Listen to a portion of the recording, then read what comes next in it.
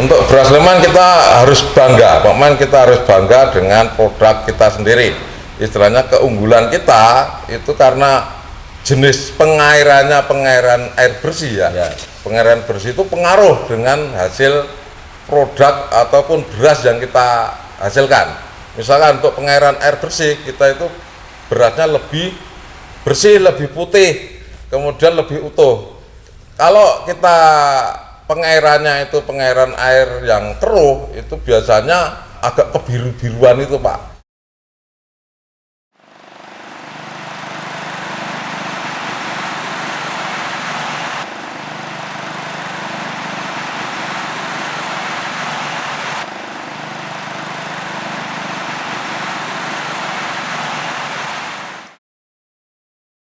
Oke, terima kasih. Nama saya Endra Widayat. Saya Ketua Gapoktan Pandawa Mulyo. Gapoktan ini berdiri tahun 2028, tepatnya tanggal 4 Februari 2008.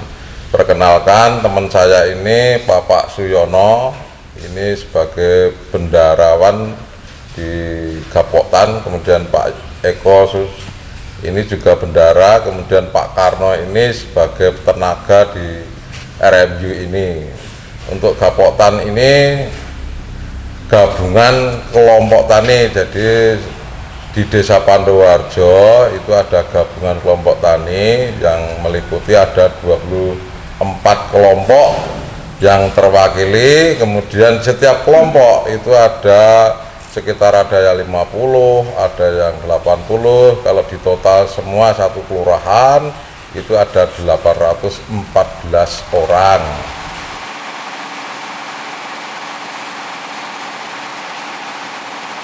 Awal berdirinya Gapoktan ini ada program pemerintah yang dicanangkan oleh pemerintah pusat, adanya PUAP.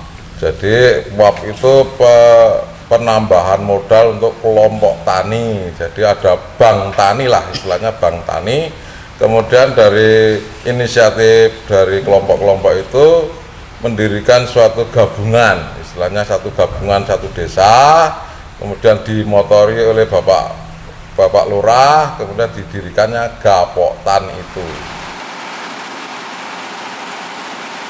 Dari gabungan kelompok tani itu langsung ada pengajuan ke dinas yang intinya untuk bantuan seperti RMU itu kan, ini program dari SP13 ya Pak Yudo. SP3T. Nah, SP3T maksudnya. SP3T itu mengucurkan dana yang enggak sedikit, cuma berapa itu, 1,2 ya Pak Yudo. 2,4. Ya, M itu Pak. Nah, nanti terus untuk ini RMU ini seperti RMU ini. Untuk produksi beras itu kan kita kerjasamanya dengan para petani tadi yang bergabung di Gapoktan. Jadi yang petani-petani yang bergabung di Gapoktan tadi hasil panennya dibeli oleh Gapoktan, termasuk di unit RMU di sini dengan harga yang rata-rata di atas sedikit lah dari tengkulak-tengkulak itu.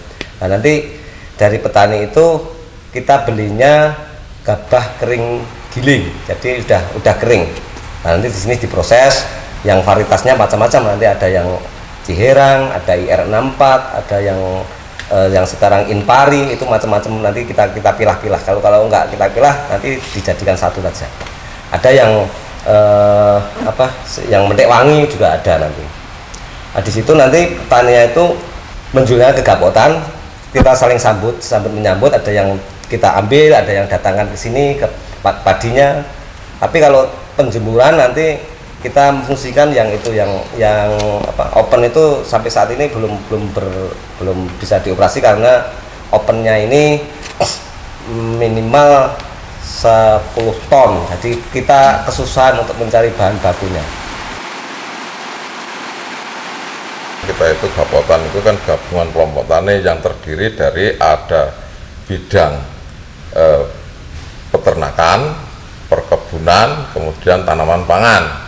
Nah ini setiap bidang ini itu sudah ada yang istilahnya kita di lapangan, selain kita di RMU ini itu ada kegiatan-kegiatan lain di lapangan. Istilahnya satu, kita sudah punya desa mandiri benih. Desa Mandiri Benih itu, jadi setiap kelurahan itu harus bisa berdaya sendiri masalah benihnya. Nah, kita sudah mencanangkan, sudah berdiri tahun 2016. Nah, ini sudah istilahnya bisa mencukupi kebutuhan benih sendiri, walaupun ada kekurangan, tapi kita masih istilahnya berusaha untuk mencukupi semuanya. Jadi itu kemudian untuk pendampingan di masyarakat, di petani itu kan tetap ada di kelompok-kelompok kita. Di kelompok itu kita ada beberapa perwakilan, istilahnya datang ke kelompok, bagaimana cara tanam yang benar, kemudian bagaimana pemupukan yang benar, pasca panen bagaimana, itu ada pendampingannya dari Gapoktan. Kemudian juga istilahnya untuk ke kelompok sudah ada cara tanamnya itu kan dari pemerintah juga mencanangkan, dari Gapoktan juga mencanangkan. Nah, itu dari pemerintah kan ada namanya Jajar Legowo. Nah, Jajar Legowo itu bisa Jajar Legowo 2, bisa Jajar Legowo 3, bisa Jajar Legowo 4, lah macam-macam sampai Jajar Legowo 8. Kemudian untuk pemupukan itu sekarang ini dari pemerintah mencanangkan tidak boleh terlalu banyak pupuk ureanya, harus dikurangi. Makanya kita mengharapkan kepada petani untuk bisa mengurangi pupuk kimianya. Kita harus berdaya bisa menggunakan pupuk organik yang istilahnya produk dari Gapoktan sendiri. Kita juga punya istilahnya binaan Gapoktan yang di Karangasem itu ada kelompok yang membuat pupuk organik. Jadi hasil dari peternakan, hasil kotorannya itu dibuat untuk pupuk organik. Lah makanya dari setiap kelompok-kelompok itu diharapkan untuk menggunakan pupuk organik itu. Selain kelompok itu juga ada di BUMDes. BUMDes itu juga mengelola pupuk organik yang sifatnya daun-daunan. Nah, itu kita bekerja sama dengan BUMDes, dengan kelompok-kelompok yang mengelola pupuk organik. Lah itu kita istilahnya bila mana ada kelompok yang membutuhkan pupuk organik, Gapoktan harus siap membuat istilahnya mengadakan pupuk organik gitu.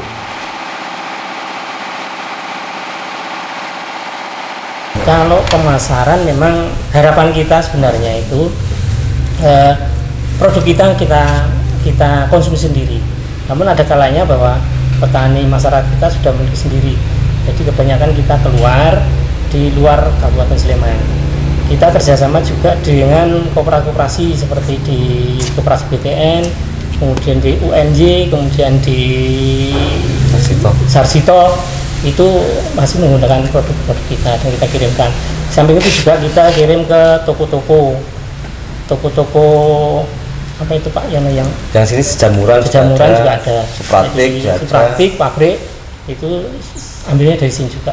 Jadi kalau memang harapan kita memang produk ini dari kita untuk kita. Namun kan sebagian biasanya petani itu kan kalau sudah beli gabah kan tidak perlu beras beli. Jadi kita lempar ke luar Kabupaten Sleman. Dan itu juga dulu pernah kirim juga ke Jakarta ya. Yeah. Tapi karena itu ongkos kirimnya terlalu mahal, kita tidak masuk. Kita bisa bersama dengan orang-orang yang berkecimpung di perberasan juga. Untuk brand beras Sleman kemarin itu dari dinas, kalau dari Gapoktan itu belum punya brand sendiri, silahkan untuk dipakai brandnya Sleman. Jadi kalau asosiasi itu harus menggunakan brand beras Sleman. Asosiasi itu istilahnya kan dia menyediakan beras untuk pegawai negeri ASN lah, itu istilahnya harus pakai brand Sleman. Tapi kalau kita belum punya brand sendiri, makanya masih menggunakan seperti ini. Ini ke depan kita akan membuat brand sendiri dengan beras Pandawa, jadi berasnya Pandowo. Nanti ya istilahnya kita buat istilahnya kemasan yang agak beda, walaupun ini untuk kebutuhan produk dari Gapoktan dan BUMDes Amarta. Nanti ke asosiasi pakai ini, jadi ada dua produk, Mas. Kalau rata-rata kita dalam 1 bulan itu, karena kita bergantung pada order ya Mas. Jadi order itu tidak sama setiap saatnya. Namun rata-rata pasti 15 ton sudah keluar setiap bulannya itu, setiap bulannya. Jadi kalau rata-rata harganya itu 9,5, jadi nanti 15 ton kali 9,5 itu 9.500 per kilonya. Jadi berapa bisa dihitung. Jadi kalau kita katakanlah satu kilonya gitu kita ambil untung saja Rp100, insya Allah kita sudah bisa mengelola ini dengan itu rata-rata itu. Jadi karena bergantung kepada order, makanya di sini kita tidak berani stok beras yang banyak karena untuk menekan adanya kutu itu Mas. Jadi kalau stok itu terlalu lama nanti kutu akan banyak, jadi kita akan terkena biaya lagi nanti gitu. Makanya kita stoknya gabah ini nanti kita order dari mana kita gilingkan langsung.